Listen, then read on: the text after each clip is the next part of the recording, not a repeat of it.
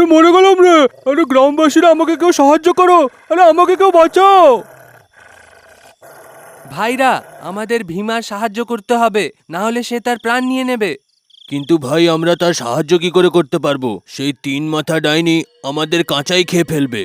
আমাকে কিছু করতে হবে। আরে হতচ্ছাড়ারা, ওইখানে দাঁড়িয়ে দাঁড়িয়ে কি দেখছো? আরে আমাকে সাহায্য করছো না কেন?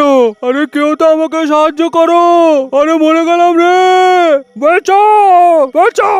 আহ, আহ, আহ।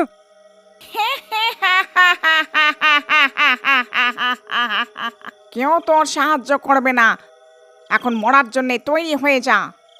তখনই বাবুলাল হাতে ছুরি নিয়ে সেখানে পৌঁছে যায় আর ছুরি দিয়ে ওর একটা মাথা কেটে ফেলে।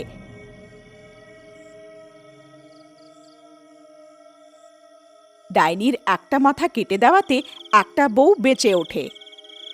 বাবু ভাইয়া খুব ভালো, দেখো ওর একটা মাথা কেটে ফেলতেই একটা বউ বেঁচে গেছে।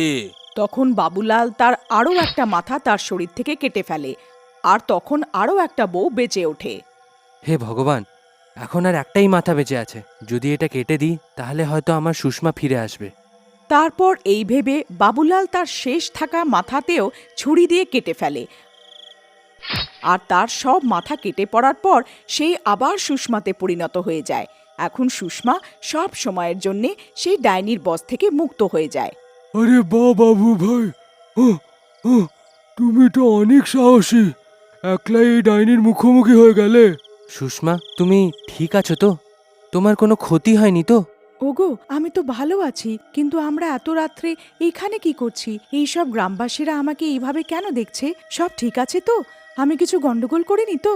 বৌদি, তুমি এক্ষুনি আমার মাথা আমার শরীর থেকে কেটে ফেলতে, কিন্তু এখন সব ঠিক আছে। তারপর বাবুলাল আর সুষমা খুশিতে নিজের সংসার করে আর পুরো গ্রাম সেই 3 মাথা ডাইনির থেকে মুক্তি পেয়ে যায়।